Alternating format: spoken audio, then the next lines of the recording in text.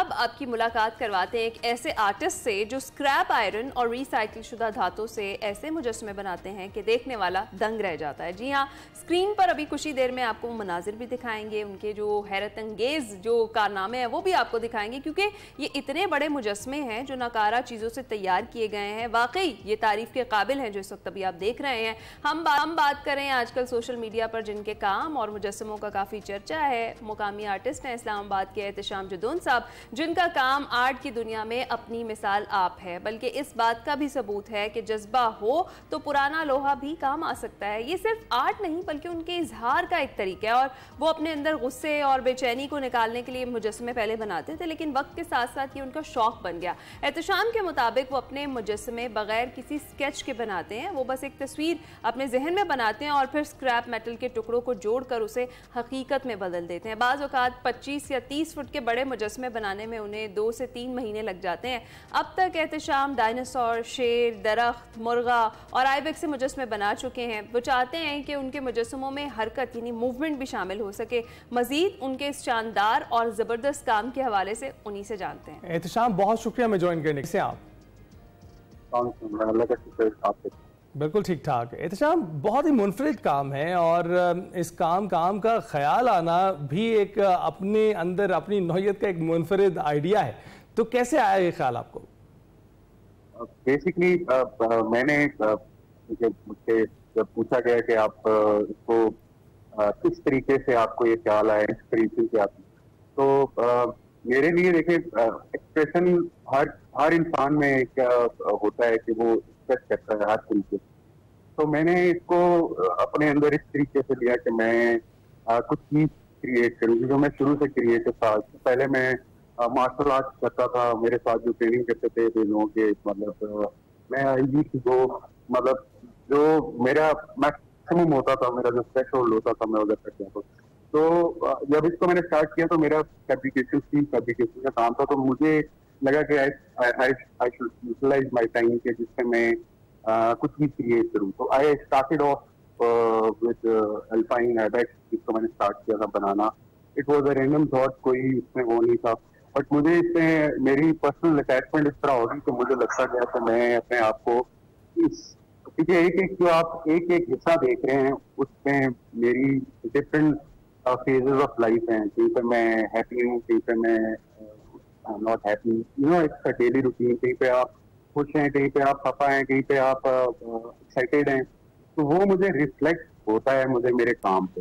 When I look at my sculptures, basically वो तो मैंने इनिशियली तो ये मैंने अपने शौक के लिए किए थे, मैंने अपने लिए बनाए थे, सो दैट मैं अपने बच्चों को दिखा सकूँ, अपनी फैमिली को दिखा सकूँ, और वो देखते थे और वो बड़े अमेज होते थे, खुश होते हैं इनफैक्ट अभी भी।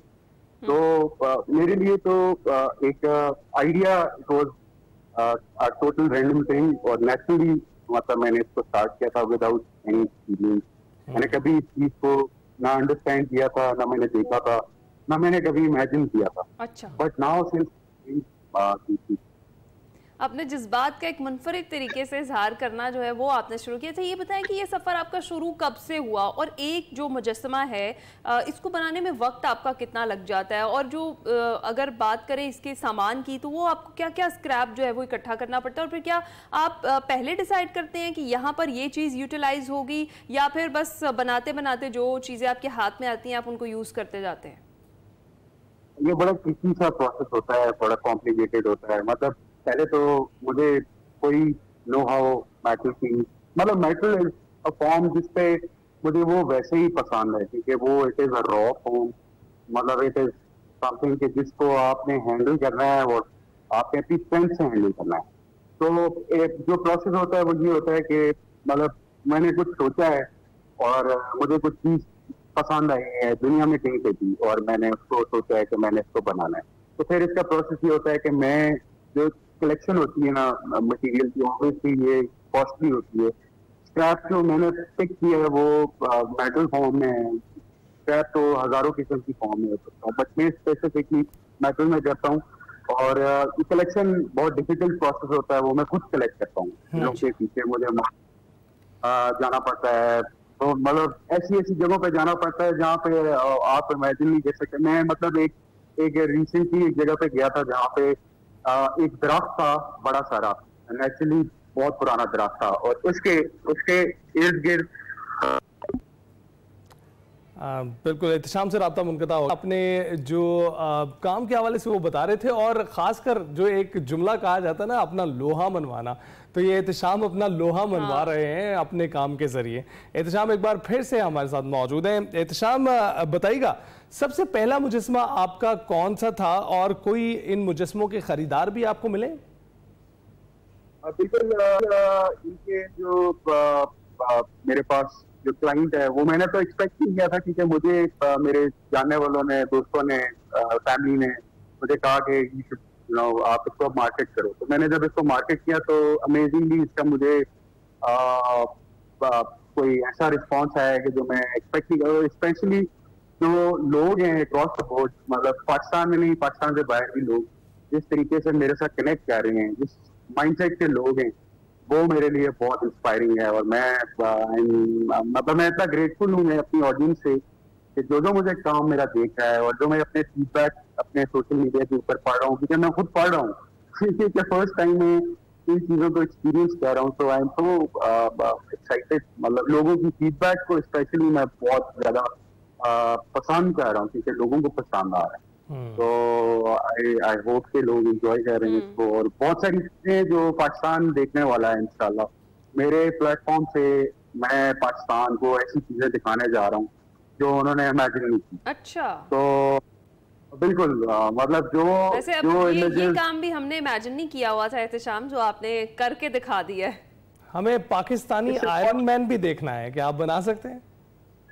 मैंने पाकिस्तानी मैंने बेसिकली मैं जो आपके प्लेटफॉर्म से कहना चाहता हूँ, मैंने जो ऑपरेशन जो रिसेंटली पाकिस्तान ने इंडिया की जो बैंड बजाई थी, उस ऑपरेशन को मैं कैप्चर करना चाहता हूँ। मेरे दिमाग में एक ड्रीम है जो लार्जर स्केल के ऊपर मैं, मतलब आई विश कि मुझे ऐसा प्लेटफॉर्म दिया जाए जिसके ऊपर मैं नेशनल स्केल के ऊपर इसको म्यूजियम की फॉर्म में कन्वर्ट कर सकूँ।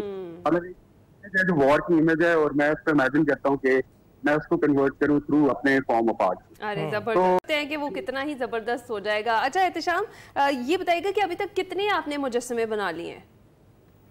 अब मैंने काफी सारे बना लिए हैं। अभी तो कुछ सोशल मीडिया के ऊपर हैं, कुछ नहीं है जो पाइपलाइन में चल रहे हैं, जो स्ट्रक्चर में जाते जा रहे हैं। ये प्रोसेस होता है, एक स्कल्पचर का मिनिमम आप कर सकते हैं कि 2 से 2.5 महीने, मुझे डिपेंडिंग अपॉन कि इसका स्केल कितना है। तो अगर स्केल इज 20-25 फुट का स्केल है तो मैं कोशिश करता हूँ कि उसको 2 महीने 3 महीने में कर लूँ।